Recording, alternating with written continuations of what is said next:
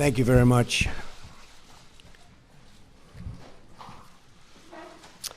I just wanted to begin by mentioning that the nominee for Secretary of the Department of Labor will be Mr. Alex Acosta. He has a law degree from Harvard Law School. He's a great student, former clerk for Justice Samuel Alito, and he has had a tremendous career. He's a member and has been a member of the National Labor Relations Board and has been through Senate confirmation 3 times, confirmed, did very, very well. And so Alex, I've wished him the best. We just spoke, and he's going to be, I think he'll be a tremendous Secretary of Labor.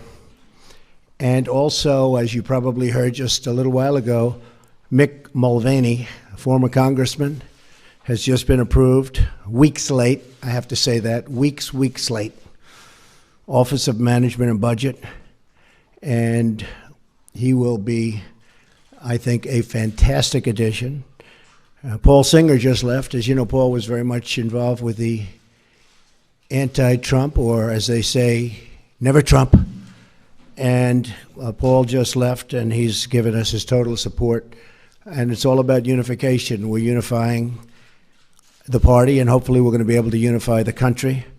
It's very important to me. I've been talking about that for a long time, but it's very, very important to me. So I want to thank Paul Singer for being here and for coming up to the office. He was a very strong opponent, and now he's a very strong ally, and I appreciate that. I think I'll say a few words, and then we'll take some questions.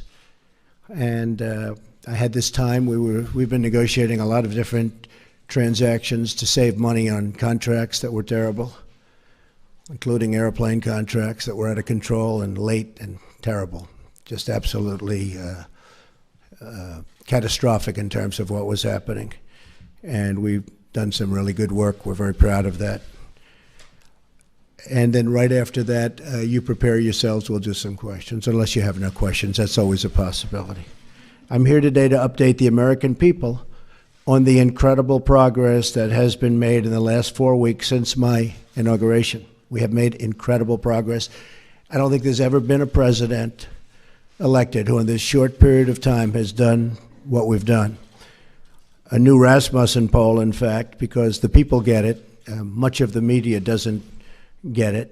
They actually get it, but they don't write it, let's put it that way. But a new Rasmussen poll just came out just a very short while ago, and it has our approval rating at 55% and going up. The stock market has hit record numbers, as you know, and there has been a tremendous surge of optimism in the business world, which is, to me, means something much different than it used to. It used to mean, oh, that's good. Now it means that's good for jobs.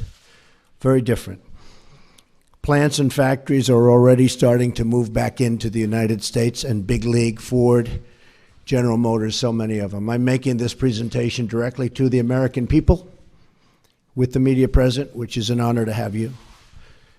This morning, because many of our nation's reporters and folks will not tell you the truth and will not treat the wonderful people of our country with the respect that they deserve. And I hope going forward we can be a little bit different and maybe get along a little bit better if that's possible. Maybe it's not, and that's okay too. Unfortunately, much of the media in Washington, D.C., along with New York, Los Angeles in particular, speaks not for the people, but for the special interests and for those profiting off a very, very obviously broken system. The press has become so dishonest that if we don't talk about it, we are doing a tremendous disservice to the American people. Tremendous disservice. We have to talk about it to find out what's going on, because the press honestly is out of control. The level of dishonesty is out of control. I ran for president to represent the citizens of our country. I am here to change the broken system so it serves their families and their communities well. I am talking and really talking on this very entrenched power structure, and what we're doing is we're talking about the power structure. We're talking about its entrenchment. As a result, the media is going through what they have to go through to oftentimes distort, not all the time, and some of the media is fantastic, I have to say. They're honest and fantastic. But much of it is not. The distortion, and we'll talk about it, you'll be able to ask me questions about it. But we're not going to let it happen, because I'm here again to take my message straight to the people. As you know, our administration inherited many problems across government and across the economy. To be honest, I inherited a mess. It's a mess. At home and abroad, a mess. Jobs are pouring out of the country. You see what's going on with all of the companies leaving our country, going to Mexico and other places. Low pay, low wages, mass instability overseas, no matter where you look. The Middle East, a disaster. North Korea, we'll take care of it, folks. We're going to take care of it all. I just want to let you know, I inherited a mess. Beginning on day one, our administration went to work to tackle these challenges. On foreign affairs, we've already begun enormously productive talks with many foreign leaders, much of it you've covered, to move forward towards stability, security, and peace in the most troubled regions of the world, of which there are many. We have had great conversations with the United Kingdom and meetings, Israel, Mexico, Japan, China, and Canada. Really, really productive conversations. I would say far more productive than you would understand. We've even developed a new council with Canada to promote women's business leaders and entrepreneurs. Very important to me, very important to my daughter Ivanka. I have directed our defense community, headed by our great general, now Secretary Mattis. He's over there now, working very hard, to submit a plan for the defeat of ISIS, a group that celebrates the murder and torture of innocent people in large sections of the world. It used to be a small group, now it's in large sections of the world. They've spread like cancer. ISIS has spread like cancer. Another mess I inherited. And we have imposed new sanctions on the nation of Iran, who's totally taken advantage of our previous administration. And they're the world's top sponsor of terrorism. And we're not going to stop until that problem is properly solved. And it's not properly solved now. It's one of the worst agreements I've ever seen drawn by anybody. I've ordered plans to begin for the massive rebuilding of the United States military. I've had great support from the Senate. I've had great support from Congress generally. We've pursued this rebuilding in the hopes that we will never have to use this military. And I will tell you, that is I would be so happy if we never had to use it. But our country will never have had a military like the military we're about to build and rebuild. We have the greatest people on earth in our military, but they don't have the right equipment, and their equipment is old. I used it. I talked about it at every stop. Depleted. It's depleted. It won't be depleted for long. And I think one of the reasons I'm standing here instead of other people is that, frankly, I talked about we have to have a strong military. We have to have strong law enforcement also. So we do not go abroad in the search of war. We really are searching for peace, but it's peace through strength. At home, we have begun the monumental task of returning the government back to the people on a scale not seen in many, many years.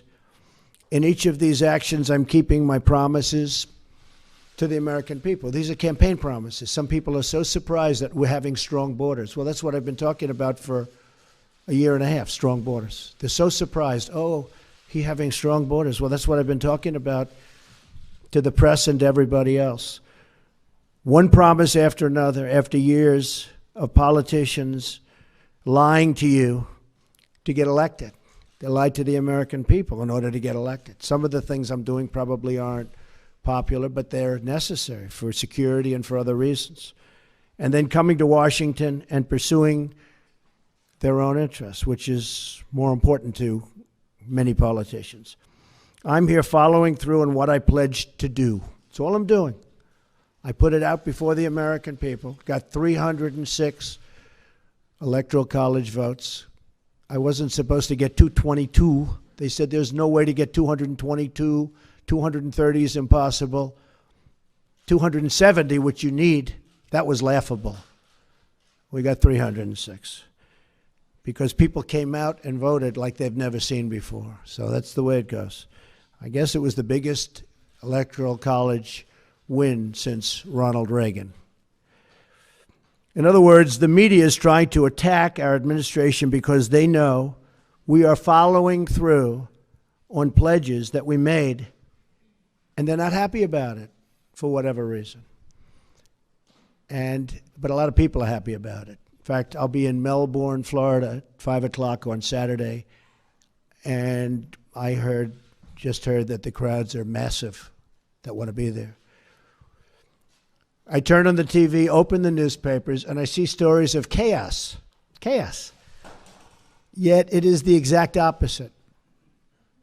This administration is running like a fine-tuned machine, despite the fact that I can't get my cabinet approved. And they're outstanding people, like Senator Dan Coates, who's there, one of the most respected men in the Senate. He can't get approved. How do you not approve him? He's been a colleague, highly respected, brilliant guy, great guy. Everybody knows it. We're waiting for approval. So we have a wonderful group of people that's working very hard, that's being very much misrepresented about, and we can't let that happen. So if the Democrats all you have to do is look at where they are right now. The only thing they can do is delay, because they've screwed things up royally, believe me.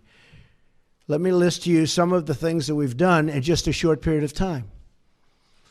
I just got here. I got here with no cabinet. Again, each of these actions is a promise I made to the American people. So we'll go over just some of them, and we have a lot happening next week and in the weeks coming. We've withdrawn from the job-killing disaster known as Trans-Pacific Partnership. We're going to make trade deals, but we're going to have one-on-one deals, bilateral. We're going to have one-on-one deals. We've directed the elimination of regulations that undermine manufacturing and called for expedited approval of the permits needed for America and American infrastructure. And that means plant, equipment, roads, bridges, factories. People take 10, 15, 20 years to get disapproved for a factory. They go in for a permit. It's many, many years. And then at the end of the process, they spend tens of millions of dollars on nonsense. And at the end of the process, they get rejected. Now, they may be rejected with me, but it's going to be a quick rejection. Not going to take years. But mostly, it's going to be an acceptance. We want plants built, and we want factories built, and we want the jobs. We don't want the jobs going to other countries. We've imposed a hiring freeze on non-essential federal workers. We've imposed a temporary moratorium on new federal regulations. We've issued a game-changing new rule that says for each one new regulation, 2 old regulations must be eliminated. Makes sense. Nobody's ever seen regulations like we have. You go to other countries and you look at industries they have and you say, let me see your regulations. And they're a fraction, just a tiny fraction of what we have. And I want regulations because I want safety, I want all environmental situations to be taken properly care of. It's very important to me. But you don't need 4 or 5 or 6 regulations to take care of the same thing. We've stood up for the men and women of law enforcement, directing federal agencies to ensure they are protected from crimes of violence. We've directed the creation of a task force for reducing violent crime in America, including the horrendous situation, take a look at Chicago and others, taking place right now in our inner cities. Horrible. We've ordered the Department of Homeland Security and Justice to coordinate on a plan to destroy criminal cartels coming into the United States with drugs. We're becoming a drug-infested nation. Drugs are becoming cheaper than candy bars, and we're not going to let it happen any longer. We've undertaken the most substantial border security measures in a generation to keep our nation and our tax dollars safe, and are now in the process of beginning to build a promised wall on the southern border. Met with General, now Secretary Kelly, yesterday, and we're starting that process.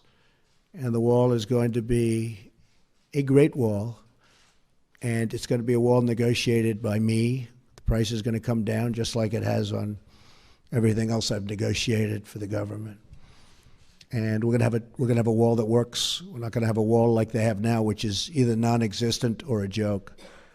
We've ordered a crackdown on sanctuary cities that refuse to comply with federal law and that harbor criminal aliens, and we've ordered an end to the policy of catch and release on the border. No more release. No matter who you are, release.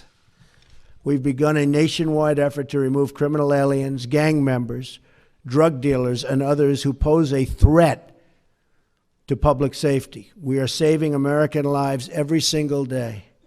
The court system has not made it easy for us. And are even creating a new office in Homeland Security dedicated to the forgotten American victims of illegal immigrant violence, of which there are many. We've taken decisive action to keep radical Islamic terrorists out of our country. Though parts of our necessary and constitutional actions were blocked by a judge's, in my opinion, incorrect and unsafe ruling, our administration is working night and day to keep you safe, including reporters safe, and is vigorously defending this lawful order. I will not back down from defending our country. I got elected on defense of our country, and I keep my campaign promises. And our citizens will be very happy when they see the result. They already are, I can tell you that. Extreme vetting will be put in place, and it already is in place in many places. In fact, we had to go quicker than we thought because of the bad decision we received from a circuit that has been overturned at a record number. I've heard 80%. I find that hard to believe. That's just a number I heard, that they're overturned 80% of the time. I think that circuit is in chaos, and that circuit is, frankly, in turmoil. But we are appealing that, and we are going further.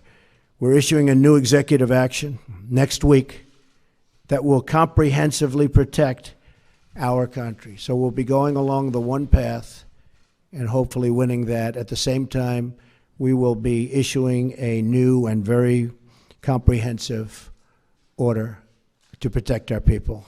And that'll be done sometime next week, toward the beginning or middle at the latest part.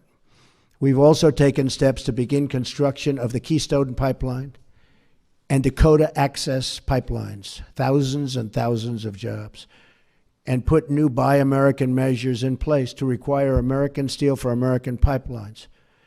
In other words, they build a pipeline in this country, and we use the powers of government to make that pipeline happen.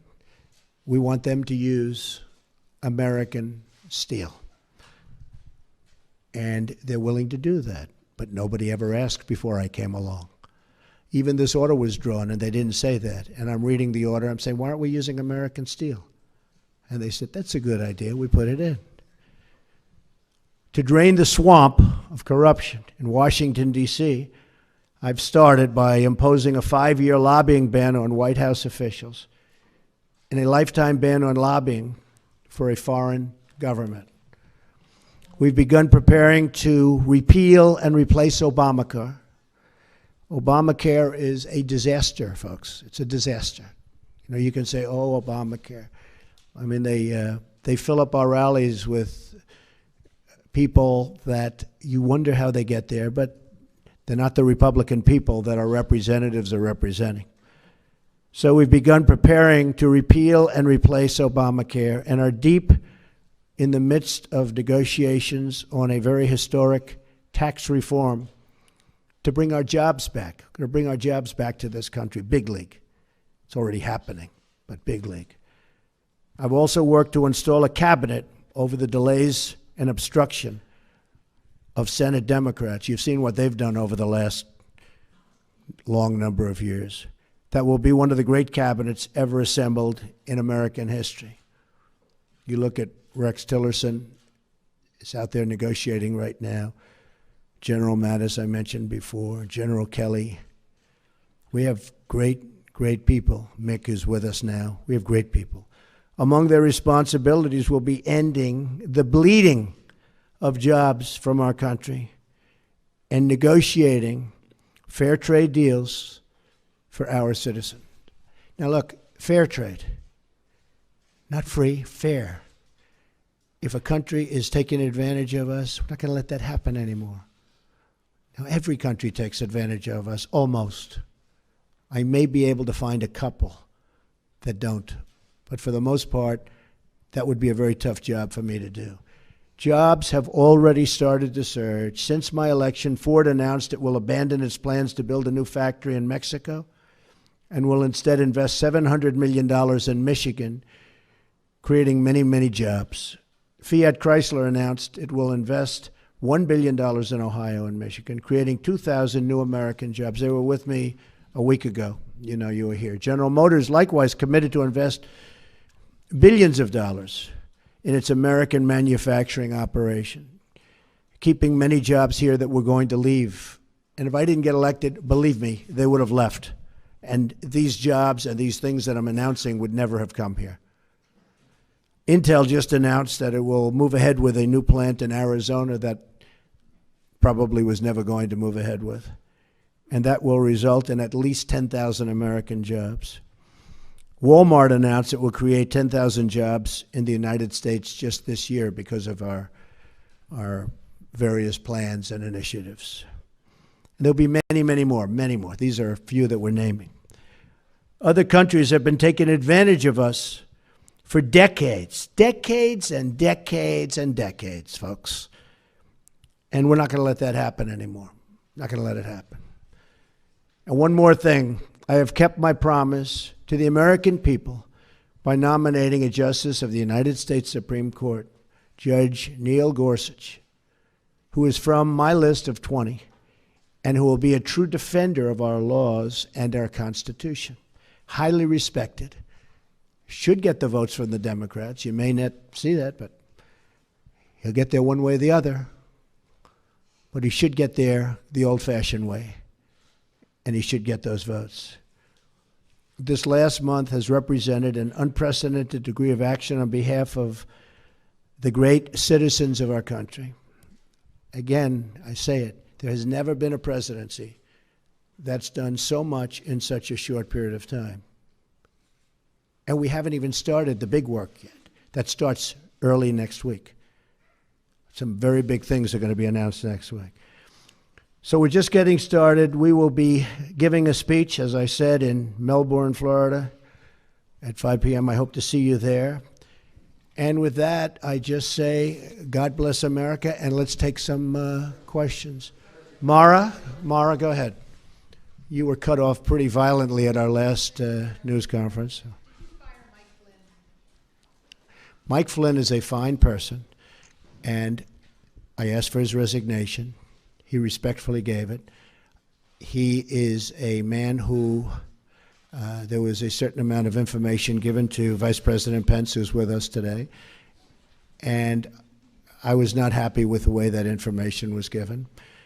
He didn't have to do that because what he did wasn't wrong. What he did in terms of the information he saw, what was wrong was the way that other people, including yourselves in this room, were given that information.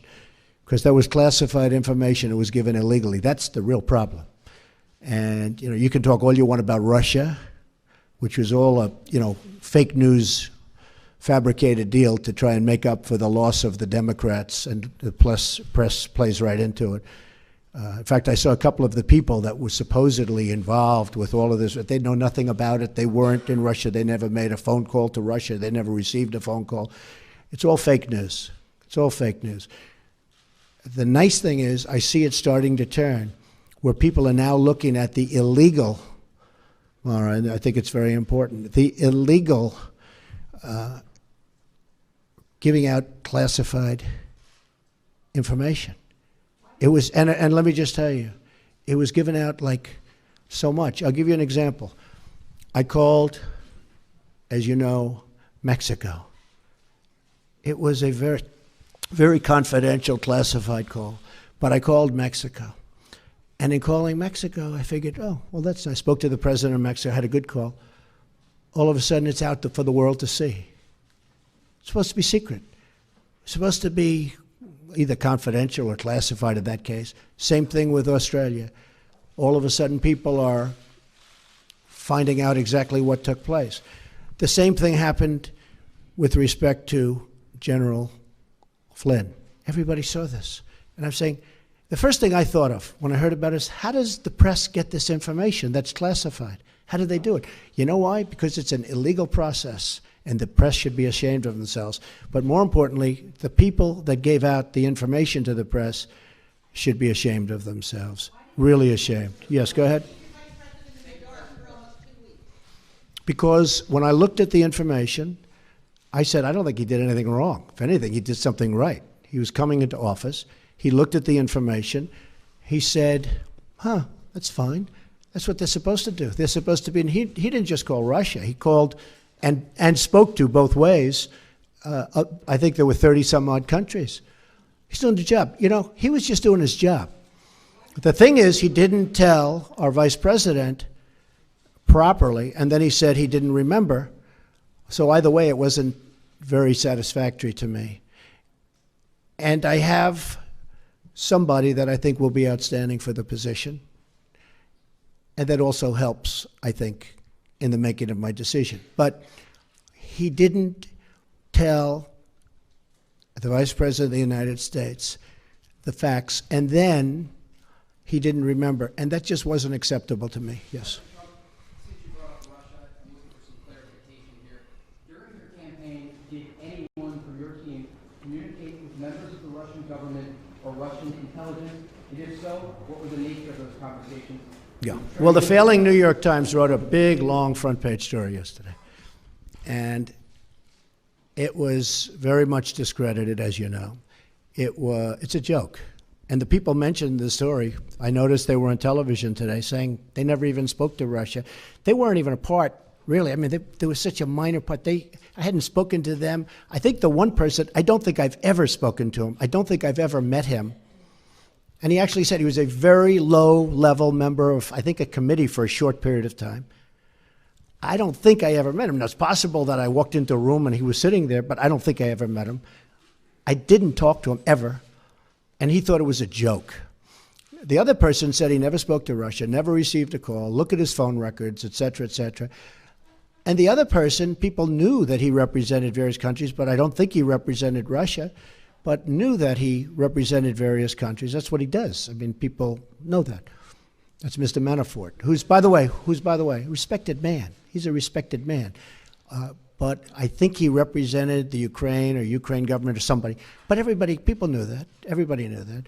So these people, and he said that he has absolutely nothing to do and never has with Russia. And he said that very forcefully. I saw his statement. He said it very forcefully. Most of the papers don't print it because that's not good for their stories. So the three people that they talked about all totally deny it. And I can tell you, speaking for myself, I own nothing in Russia. I have no loans in Russia. I don't have any deals in Russia. President Putin called me up very nicely to congratulate me on the win of the election. He then called me up extremely nicely to congratulate me on the inauguration, which was terrific. But so did many other leaders, almost all other leaders from almost all other countries. So that's the extent. Russia is fake news. This is fake news put out by the media. The real news is the fact that people Probably from the Obama administration, because they're there, because we have our new people going in place right now. As you know, Mike Pompeo is now taking control of the CIA. James Comey at FBI. Dan Coates is waiting to be approved. I mean, he is a senator and a highly respected one, and he's still waiting to be approved. But our new people are going in. And just while you're at it, because you mentioned this, Wall Street Journal did a story today that was almost as disgraceful as the failing New York Times' story yesterday. And it talked about, you saw it front page. So, Director of National Intelligence just put out, acting, a statement. Any suggestion that the United States intelligence community, this was just given to us, is withholding information and not providing the best possible intelligence to the president and his national security team is not true. So they took this front page story out of the Wall Street Journal, top, and they just wrote the story that it's not true. And I'll tell you something, I'll be honest, because I sort of enjoy this back and forth, and I guess I have all my life, but I've never seen more dishonest media than, frankly, the political media. I thought the financial media was much better, much more honest. But I will say that I never get phone calls from the media. How do they write a story like that in the Wall Street Journal without asking me? Or how do they write a story in the New York Times, put it on front page? That was like the story they wrote about the women and me. Front page, big, massive story. And it was nasty. And then they called, they said, we never said that. We like Mr. Trump. They called up my office. We like Mr. Trump. We never said that.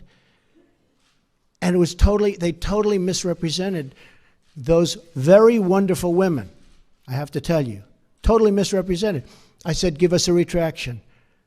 They never gave us a retraction. And frankly, I then went on to other things. Okay. Go ahead. You okay? You said, good. Very simple. You said today that you had the biggest electoral margin since Ronald Reagan with 304 or 306 electoral votes. In fact, President Obama got 365. Well, I'm talking about Republican. Yeah. Obama 300. Yeah. George H.W. Bush 426 when he won as president. So why should Americans trust? Well, no, I was given that information. I don't know. I was just given. We had a very, very big margin. I guess my question is, why should Americans trust you when you accuse the information they receive of being fake when you're providing information? Well, I don't know. I was given that information. I've seen that information around. But it was a very substantial victory. Do you agree with that? Okay, thank you. That's a good answer. Yes. Good, sure. Can you tell us, in determining that Lieutenant General Flynn was no wrongdoing in your mind, what evidence was weighed? Did you ask for transcripts of these telephone intercepts of Russian officials, particularly Kasey, who he was communicating with? What evidence did you weigh to determine that there was no wrongdoing? Further to that, sir, you said on a couple of occasions this morning you were going to aggressively pursue the source of these leaks. We are. Can we ask what we're going to do, and also refer to a review of the intelligence community, and then I see the framework of the Well, first of all, about that, we now have Dan Coates, hopefully soon, Mike Pompeo, and James Comey, and they're in position. So I hope that we'll be able to straighten that out without using anybody else. The gentleman you mentioned is a very talented man, very successful man, and he has offered his services, and it's something we may take advantage of. But I don't think we'll need that at all because of the fact that, I think that we're going to be able to straighten it out very easily on its own.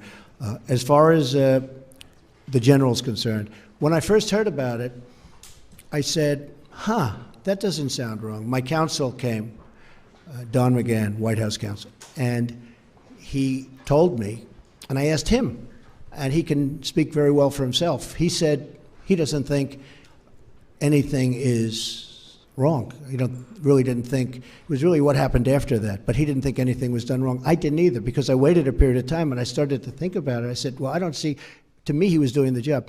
The information was provided by, who I don't know, Sally Yates, and I was a little surprised because I said, doesn't sound like he did anything wrong there, but he did something wrong with respect to the vice president, and I thought that was not acceptable. As far as the actual making the call, in fact, I've watched various programs and I've read various articles where he was just doing his job. That was very normal. You know, first everybody got excited because they thought he did something wrong. After they thought about it, it turned out he was just doing his job. So, and I do, and by the way, with all of that being said, I do think he's a fine man. Yes, John? Yeah, go ahead, finish off, then I'll get you, John. Yes, we're looking at him very, very serious. I've gone to all of the folks in charge of the various agencies, and I've actually called the Justice Department to look into the leaks. Those are criminal leaks. They're put out by people either in agencies. I think you'll see it stopping because now we have our people in. You know, again, we don't have our people in because we can't get them approved by the Senate. We just had Jeff Sessions approved in Justice as an example. So we are looking into that very seriously. It's a criminal act. You know what I say, when I was called out on Mexico, I was shocked because all this equipment, all this incredible phone equipment. When I was called out on Mexico, I was really, really surprised. But I said, you know, it doesn't make sense. That won't happen. But that wasn't that important to call. It was fine. I could show it to the world, and he could show it to the world. The president, who's a very fine man, by the way. Same thing with Australia. I said, that's terrible that it was leaked, but it wasn't that important. But then I said to myself, what happens when I'm dealing with the problem of North Korea? What happens when I'm dealing with the problems in the Middle East? Are you folks going to be reporting all of that very, very confidential information, very important, very, you know, I mean, at the highest level? Are you going to be reporting about that too? So I don't want classified information getting out to the public. And in a way, that was almost a test. So I'm dealing with Mexico. I'm dealing with Argentina. We were dealing on this case with Mike Flynn. All this information gets put into the Washington Post and gets put into the New York Times. And I'm saying, what's going to happen when I'm dealing on the Middle East? What's going to happen when I'm dealing with really, really important subjects like North Korea? We got to stop it. That's why it's a criminal penalty. Yes, John? Thank you, Mr. President. I just want to get you clarified this very important point. Can you say definitively that no one on your campaign had any contact with the Russians during the campaign? And on the leaks, is it fake news or are these real leaks? Well, the leaks are real. You're the one that wrote about them and reported them. I mean, the leaks are real. You know what they said. You saw it. And the leaks are absolutely real. The news is fake because so much of the news is fake. So one thing that I felt it was very important to do, and I hope we can correct it, because there's nobody I have more respect for, well, maybe a little bit, but than reporters, than good reporters. It's very important to me, and especially in this position. It's very important. I don't mind bad stories. I can handle a bad story better than anybody, as long as it's true. And, you know, over a course of time, I'll make mistakes and you'll write badly, and I'm okay with that. But I'm not okay when it is fake. I mean, I watch CNN, it's so much anger and hatred and just the hatred. I don't watch it anymore because it's very good. He's saying no. It's okay, Jim. It's okay, Jim, you'll have your chance. But I watch others too. You're not the only one, so don't feel badly. But I think it should be straight. I think it would be frankly more interesting. I know how good everybody's ratings are right now, but I think that'd actually be better. People, I mean, you have a lower approval rate than Congress. I think that's right. I don't know, Peter, is that one right? Because, you know, I think they have I heard lower than Congress. But honestly, the public would appreciate it. I'd appreciate it. Again, I don't mind bad stories when it's true. But we have an administration where the Democrats are making it very difficult. I think we're setting a record or close to a record in the time of approval of a cabinet. I mean, the numbers are crazy. When I'm looking, some of them had approved immediately. I'm going forever. And I still have a lot of people that we're waiting for. And that's all they're doing is delaying. And you look at Schumer and the mess that he's got over there, and they have nothing going. The only thing they can do is delay. And, you know, I think they'd be better served by you know, approving and making sure that they're happy and everybody's good.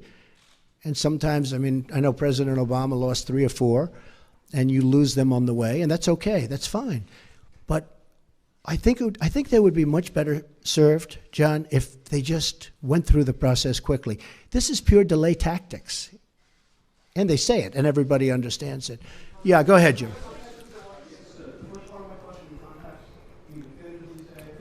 Well, I had nothing to do with it. I have nothing to do with Russia. I told you. I have no deals there. I have no anything. Now, when WikiLeaks, which I had nothing to do with, comes out and happens to give, they're not giving classified information. They're giving stuff, what was said in an office about Hillary cheating on the debates, which, by the way, nobody mentions. Nobody mentions that Hillary received the questions to the debates. Can you imagine, seriously, can you imagine if I received the questions? It would be the electric chair. Okay? He should be put in the electric. You would even call for the reinstitution of the death penalty, okay? Maybe not you, John. Yes, we'll do you next, Jim. I'll do you next. Yes, yes? Sure. No, I didn't. No, I didn't. No, I didn't. But Mike, excuse me. No, I fired him because of what he said to Mike Pence. Very simple. Mike was doing his job. He was calling countries and his counterparts. So it certainly would have been okay with me if he did it. I would have directed him to do it if I thought he wasn't doing it. I didn't direct him, but I would have directed him because that's his job. And it came out that way. And in all fairness, I watched Dr. Charles Krauthammer the other night say he was doing his job. And I agreed with him. And since then, I've watched many other people say that. No, I didn't direct him, but I would have directed him if he didn't do it. Okay? Jim? Okay. Well, ask Jeff Zucker how he got his job, okay? Well, not too many. You know, we do have other people. You do have other people, and your ratings aren't as good as some of the other people that are waiting. Pretty good right now, actually. Okay. Go ahead, Jim. If I may ask, sir, you said earlier that WikiLeaks was revealing information about the Hillary Clinton campaign during the election cycle. You welcomed that. At one I was okay with it. You said you loved WikiLeaks. At another campaign press conference, you called on the Russians to find the missing 30,000 emails. I'm wondering, sir, if you... Well, she was actually missing 33, and then that got extended with a whole Maybe pile my after numbers are off a that. little bit, too. No, but I did say 30, but it was actually higher than that. If I may ask you, sir, it sounds as though you do not have much credibility here when it comes to leaking, if that is something that you encouraged during the campaign. Fair question. Ready? If I may ask you that. No, but let me do one at a If I may time. ask Do you a mind? follow-up. Yes, sir. All right. So in one case, you're talking about highly classified information. In the other case, you're talking about John Podesta saying bad things about the boss. I will say this. If John Podesta said that about me and he was working for me, I would have fired him so fast your head would have spun. He said terrible things about her. But it wasn't classified information. But in one case, you're talking about classified.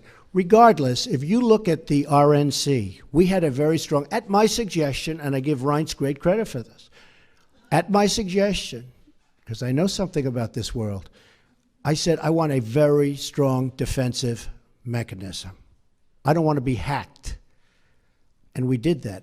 And you have seen that they tried to hack us and they failed. The DNC did not do that. And if they did it, they could not have been hacked. But they were hacked and terrible things came in. And, you know, the only thing that I do think is unfair is some of the things were so, they were, when I heard some of those things, I picked up the papers the next morning and said, oh, this is going to be front page. Wasn't even in the papers. Again, if I had that happen to me, it would be the biggest story in the history of publishing or the head of newspapers. I would have been the headline in every newspaper. I mean, think of it. They gave her the questions to a debate, and she should have reported herself. Why didn't Hillary Clinton announce that, I'm sorry, but I have been given the questions to a debate or a town hall, and I feel that it's inappropriate, and I want to turn in CNN for not doing a good job? And if I may follow up on that, just something that Jonathan Carl was asking you about. You said that the leaks are real, but the news is fake. I guess I don't understand. It seems that there's a disconnect there. If the information coming from those leaks is real, then how can the stories be No, fake? the reporting is fake. And if I Look, may ask, look, I just want to ask Jim, you know what it Yes, is? sir. Here's the thing. The public isn't, you know, they read newspapers, they see television, they watch. They don't know if it's true or false because they're not involved. I'm involved. I've been involved with this stuff all my life, but I'm involved. So I know when you're telling the truth or when you're not. I just see many, many untruthful things. And I'll tell you what else I see. I see tone. You know the word tone. The tone is such hatred. I'm really not a bad person, by the way. No, but the tone is such, I do get good ratings, you have to admit that. The tone is such hatred.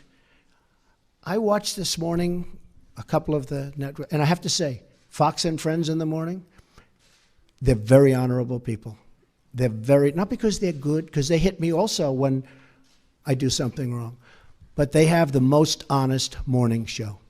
That's all I can say. It's the most honest. But the tone, Jim, if you look, the hatred, I mean, sometimes somebody gets, well, you look at your show that goes on at 10 o'clock in the evening.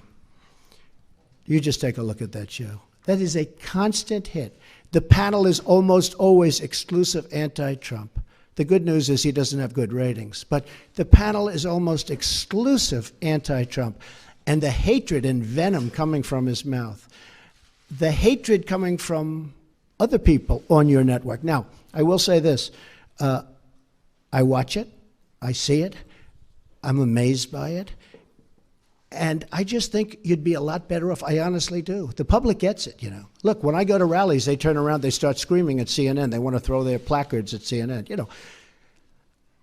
I think you would do much better by being different. But you just take a look. Take a look at some of your shows in the morning and the evening. If a guest comes out and says something positive about me, it's brutal. Now, they'll take this news conference. I'm actually having a very good time, okay? But they'll take this news conference. Don't forget, that's the way I won. Remember, I used to give you a news conference every time I made a speech, which was like every day, okay? No, that's how I won. I won with news conference and probably speeches. I certainly didn't win by people listening to you people, that's for sure. But I'm having a good time. Tomorrow they will say, Donald Trump rants and raves at the press. I'm not ranting and raving. I'm just telling you, you know, you're dishonest people. But I'm not ranting and raving. I love this. I'm having a good time doing it. But tomorrow the headlines are going to be Donald Trump rants and raves. I'm not ranting and raving. Go ahead. I may just one more follow-up. Should I let him have a little bit more? What do you think, Peter? Peter, should I let him have a little bit more? Sit down. Sit down. Just because of the attack of fake news and attacking our network, I just want to ask you, sir. I'm changing it from fake news, though. Doesn't that undermine? Very fake news. I know, but aren't you? Go ahead. Real news, Mr. President. Real news. And you're not related to our new... I am not related, sir, no. I do like the sound of Secretary Acosta, I must say. You know, I looked at that name. I said, wait a minute. Is there any relation there? Alex Acosta. I'm sure you checked that out, sir. No, I checked it. They said, no, sir. I said, do me a favor. Go back and check the family tree. Okay. But aren't you concerned, sir, that you are undermining the people's faith in the First Amendment, freedom of the press in this country, when you call stories you don't like fake news? Why not just say it's a story I don't like? I do that. When you call it fake news, you're undermining confidence in our news media. Here's the thing. Isn't okay, that important? I understand what and you're right about that, except this. See, I know when I should get good and when I should get bad. And sometimes I'll say, wow, that's going to be a great story, and I'll get killed. I know what's good and bad. I'd be a pretty good reporter, not as good as you. But I know what's good. I know what's bad. And when they change it and make it really bad, something that should be positive, sometimes something that should be very positive, they'll make okay. They'll even make it negative. So I understand it. So because I'm there, I know what was said, I know who's saying it, I'm there. So it's very important to me. Look, I want to see an honest press. When I started off today by saying that it's so important to the public to get an honest press. The public doesn't believe you people anymore. Now, maybe I had something to do with that. I don't know. But they don't believe you. If you were straight and really told it like it is, as Howard Cosell used to say, right? Of course, he had some questions also. But if you were straight, I would be your biggest booster. I would be your biggest fan in the world, including bad stories about me.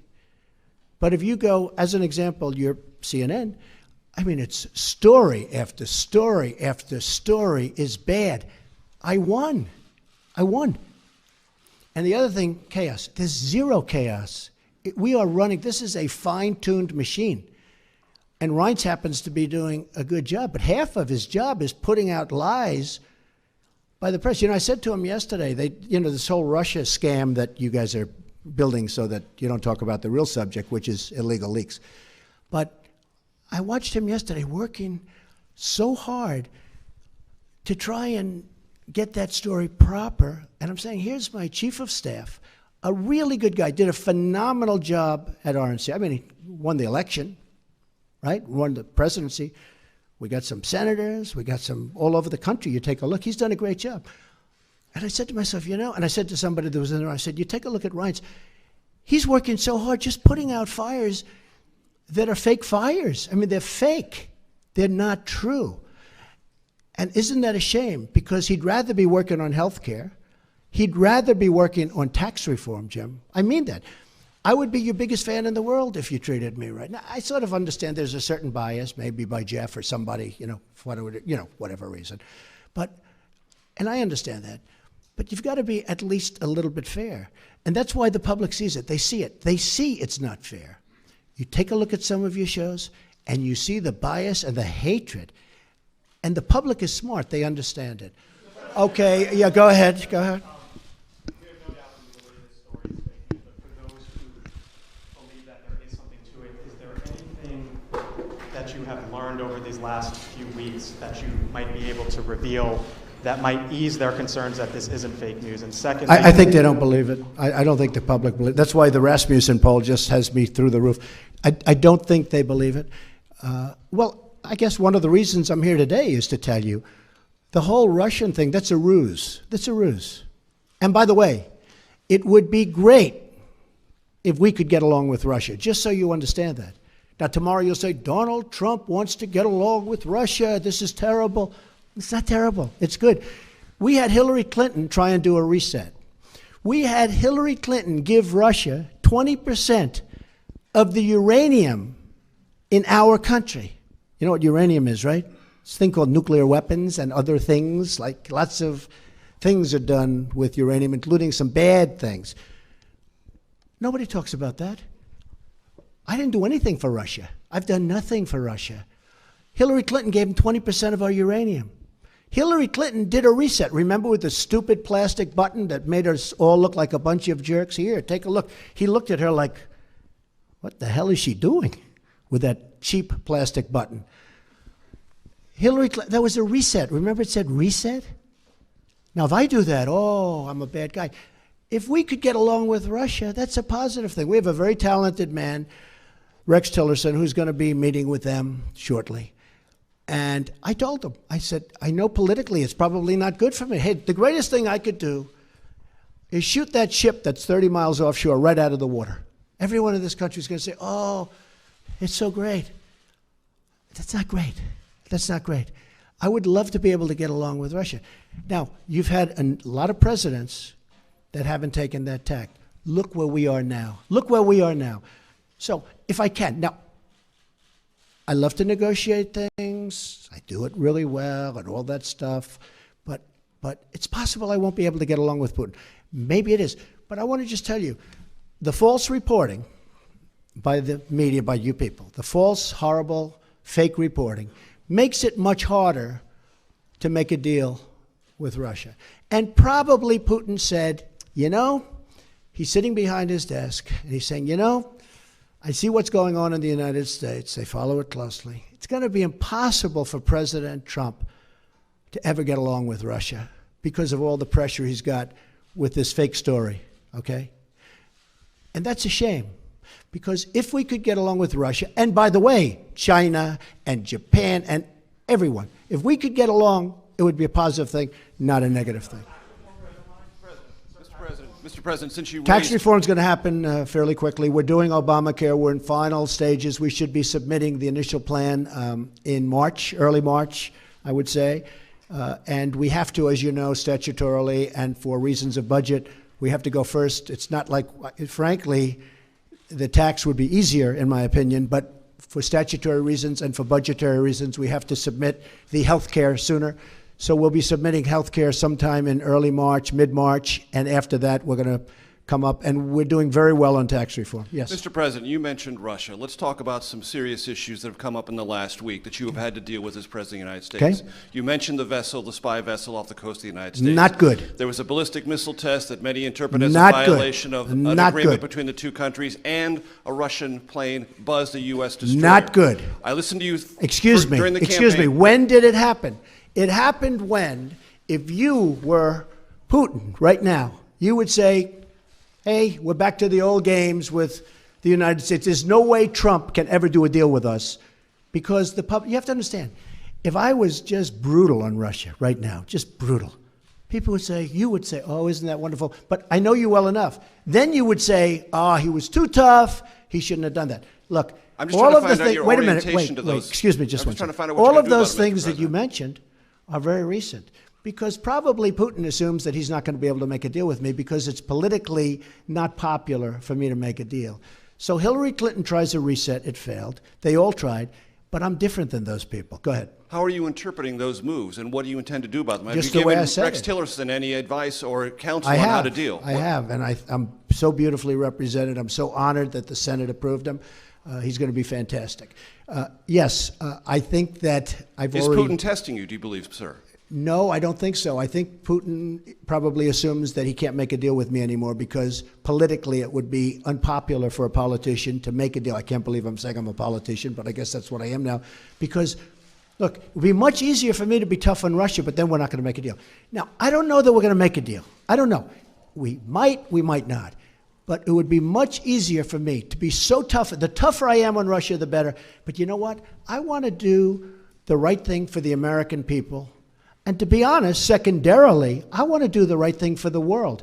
If Russia and the United States actually got together and got along, and don't forget, we're a very powerful nuclear country, and so are they. There's no upside. We're a very powerful nuclear country, and so are they. I've been briefed, and I can tell you one thing about a briefing that we're allowed to say because anybody that ever read the most basic book can say it. Nuclear holocaust would be like no other. They're a very powerful nuclear country, and so are we. If we have a good relationship with Russia, believe me, that's a good thing, not a bad So thing. when you say they're not good, do you mean that Who they did are I say under... is not good? No, when I read off the three things that have recently happened. No, Each it's one of them not you said good, they're but they not happen- good. But do they damage the relationship? They Do all undermine happened recently. No, I'm this going to country's see what ability happens. to work with Russia? They all happened recently, and I understand what they're doing because they're doing the same thing. Now, again, maybe I'm not going to be able to do a deal with Russia, but at least I will have tried. And if I don't, does anybody really think that Hillary Clinton would be tougher on Russia than Donald Trump? Does anybody in this room really believe that? Okay? But I tell you one thing, she tried to make a deal. She had the reset. She gave all that valuable uranium away. She did other things. You know, they say I'm close to Russia. Hillary Clinton gave away 20% of the uranium in the United States. She's close to Russia. Can we You know what I gave to Russia? You know what I gave? Nothing. Can we conclude there'll be no response to these particular provocations? Yeah, I'm not going to tell you anything about what response I do. I don't talk about military response. I don't say I'm going into Mosul in 4 months. We are going to attack Mosul in 4 months. Then 3 months later, we are going to attack Mosul in 1 month. Next week, we are going to attack Mosul. In the meantime, Mosul is very, very difficult. You know why? Because I don't talk about military, and I don't talk about certain other things. You're going to be surprised to hear that. And by the way, my whole campaign, I'd say that. Right. So I don't have to tell you. There I will don't be a want to be one of response. these guys that say, yes, here's what we're going to do. I don't have to do that. There will I don't be a have to res- tell in other you what words, I'm there going will to be a do in North response, Korea. Mr. Wait a President. minute. I don't have to tell you what I'm going to do in North Korea. And I don't have to tell you what I'm going to do with Iran. You know why? Because they shouldn't know. And eventually you guys are going to get tired of asking that question. So when you ask me, what am I going to do with the ship, the Russian ship as an example, I'm not going to tell you. But hopefully I won't have to do anything. But I'm not going to tell you. Okay. Thanks. Can I just ask you, thank you very much, Mr. President. Where are you from? BBC. Okay. Here's another beauty. It's a good line. Impartial, free and fair. Yeah, sure. Mr. President. Just like CNN, right? On the travel ban, we could banter back and forth. On the travel ban, would you accept that that was a good example of the smooth running of government? Yeah, I do. Let me tell you about the travel. Were there any mistakes in that? Wait. I know who you are. Just wait. Let me tell you about the travel ban. We had a very smooth rollout of the travel ban, but we had a bad court. We got a bad decision. We had a court that's been overturned. Again, maybe wrong, but I think it's 80% of the time. A lot. We had a bad decision. We're going to keep going with that decision. We're going to put in a new executive order next week sometime. But we had a bad decision. That's the only thing that was wrong with the travel ban. You had Delta with a massive problem with their computer system at the airports. You had some people that were put out there, brought by very nice buses, and they were put out at various locations. Despite that, the only problem that we had is we had a bad court. We had a court that gave us what I consider to be, with great respect, a very bad decision. Very bad for the safety and security of our country. The rollout was perfect. Now, what I wanted to do was do the exact same executive order, but said one thing, and I said this to my people: give them a 1-month period of time. But General Kelly, now Secretary Kelly, said, if you do that, all these people will come in the month, the bad ones. You do agree there are bad people out there, right? They're not everybody that's like you. You have some bad people out there. So Kelly said, you can't do that. And he was right. As soon as he said it, I said, wow, never thought of it. I said, how about 1 week? He said, no good. You got to do it immediately, because if you do it immediately, they don't have time to come in. Now, nobody ever reports that.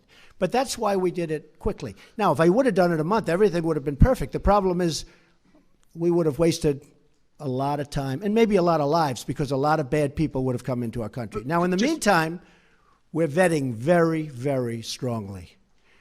Very, very strongly. But we need help, and we need help by getting that executive order passed. Just a brief follow-up, but if it's so urgent, why not introduce... Yes, go ahead. Thank you. I just was hoping that we could get a yes or no answer on one of these questions involving Russia.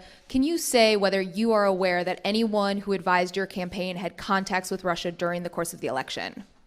Well, I told you, General Flynn obviously was dealing, so that's one person, but he was dealing as he should have been. During the election? No, nobody that I know of. So you're not aware of any contacts during the course of the election? How many times do I have to answer this question? Can you just say Russia yes or no is on a it? ruse. Yeah, I know you have to get up and ask a question, so important. Russia is a ruse. I have nothing to do with Russia. Haven't made a phone call to Russia in years. Don't speak to people from Russia. Not that I wouldn't. I just have nobody to speak to. I spoke to Putin twice. He called me on the election, I told you this, and he called me on the inauguration a few days ago. We had a very good talk, especially the second one. Lasted for a pretty long period of time. I'm sure you probably get it because it was classified, so I'm sure everybody in this room perhaps has it. But we had a very, very good talk. I have nothing to do with Russia.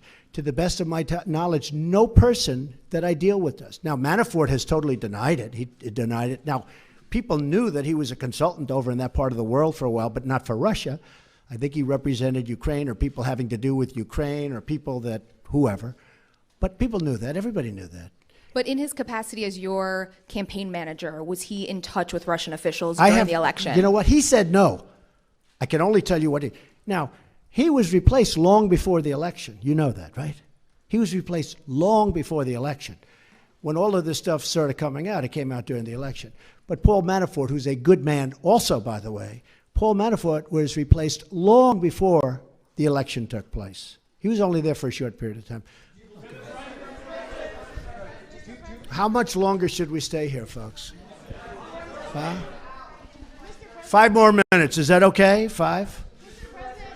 Wait, let's see. I want to find a friendly reporter. Used to say it was John. Are you a friendly reporter? Watch how friendly he is. Wait. Watch how friendly he is. Go ahead. Go ahead.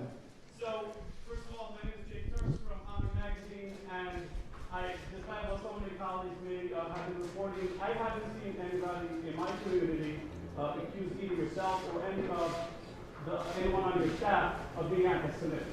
We understand that you have those grandchildren who are Haymans. Thank you. However, What we are concerned about, and what we haven't really heard being addressed, is an update in anti-Semitism and how the government is planning to take care of it. There's been a report out that 48 bomb threats have been made against Jewish centers all across the country in the last couple of weeks. There are people who are committing anti-Semitic acts or threatening to... You see, he said he was going to ask a very simple, easy question. And it's not. It's not. Not a simple question, not a fair question. Okay, sit down. I understand the rest of your question. So here's the story, folks. Number one, I am the least anti-Semitic person that you've ever seen in your entire life. Number two, racism, the least racist person. In fact, we did very well relative to other people running as a Republican. Quiet, quiet, quiet. See, he lied about, he was going to get up and ask a very straight, simple question. So, you know, it's welcome to the world of the media. But let me just tell you something, that I hate the charge. I find it repulsive. I hate even the question, because people that know me, and you heard the Prime Minister, you heard Netanyahu yesterday. Did you hear him? Bibi. He said, I've known Donald Trump for a long time. And then he said, forget it. So you should take that instead of having to get up and ask a very insulting question like that. Yeah, go ahead. Go ahead. Go ahead. Thank you. I'm Lisa from the PBS. See, it just shows you about the press, but that's the way the press is. Thank you, Mr. President. Lisa Desjardins from the PBS NewsHour. Good. On national security and immigration, can you give us more details on the executive order you plan for next week, even its broad outlines?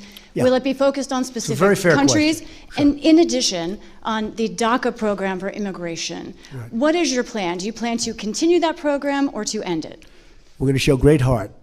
DACA is a very, very difficult subject for me, I will tell you. To me, it's one of the most difficult subjects I have, because you have these incredible kids, in many cases, not in all cases. In some of the cases, they're having DACA and they're gang members and they're drug dealers too. But you have some absolutely incredible kids, I would say mostly. They were brought here in such a way, it's a very, very tough subject. We are going to deal with DACA with heart. I have to deal with a lot of politicians, don't forget. And I have to convince them that what I'm saying is right. And I appreciate your understanding on that. But the DACA situation is a very, it's a very difficult thing for me, because, you know, I love these kids. I love kids. I have kids and grandkids. And I find it very, very hard doing what the law says exactly to do. And, you know, the law is rough. I'm not talking about new laws. I'm talking the existing law is very rough. It's very, very rough. As far as the new order is going to be very much tailored to what I consider to be a very bad decision, but we can tailor the order to that decision and get just about everything, in some ways more, but we're tailoring it now to the decision. We have some of the best lawyers in the country working on it, and the new executive order is being tailored to the decision we got down from the court. Okay?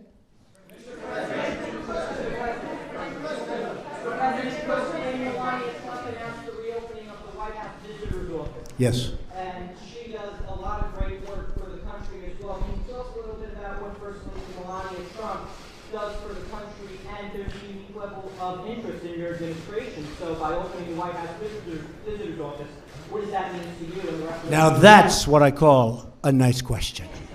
That is very nice. Who are you with? Good, I'm going to start watching, all right? Thank you very much. Melania is terrific. She was here last night. We had dinner with Senator Rubio and his wife, who was, by the way, lovely. And we had a really good discussion about Cuba, because we have very similar views on Cuba. And Cuba was very good to me in the Florida election, as you know, the Cuban people, Americans. And I think that Melania is going to be outstanding. That's right. She just opened up the visitor center, in other words, touring of the White House. She, like others that she's working with, feel very, very strongly about women's issues, women's difficulties, very, very strongly. And she's a very, very strong advocate. I think she's a great representative for this country. And a funny thing happens, because she gets so unfairly maligned. The things they say, I've known her for a long time. She was a very successful person. She was a very successful model. She did really well. She would go home at night and didn't even want to go out with people. She was a very private person. She was always the highest quality that you'll ever find. And the things they say, and I've known her for a long time, the things they say are so unfair. And actually, she's been apologized to, as you know, by various media, because they said things that were lies. I just tell you this, I think she's going to be a fantastic First Lady. She's going to be a tremendous representative of women and of the people. And helping her and working her will be Ivanka, who is a fabulous person and a fabulous, fabulous woman. And they're not doing this for money. They're not doing this for pay. They're doing this because they feel it, both of them. And Melania goes back and forth. And after Barron finishes school, because it's hard to take a child out of school with a few months left, she and Barron will be moving over to the White House. Okay? Thank you. It's a very nice question. Go ahead. Yes. Hi. Oh, this is going to be a bad question, but that's okay. No, it's not going to be a bad question. Good, because I enjoy watching you on television. Go ahead. Well, thank you so much. Mr. President, I need to find out from you, you said something as it relates to inner cities.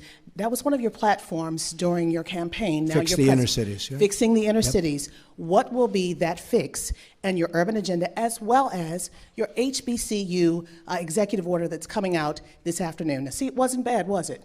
That was very professional and very good. Yeah, very we'll be announcing yes. the order in a little while, and I'd rather let the order speak for itself, but it'll be something I think that will be very good for everybody concerned. But we'll talk to you about that after we do the announcement.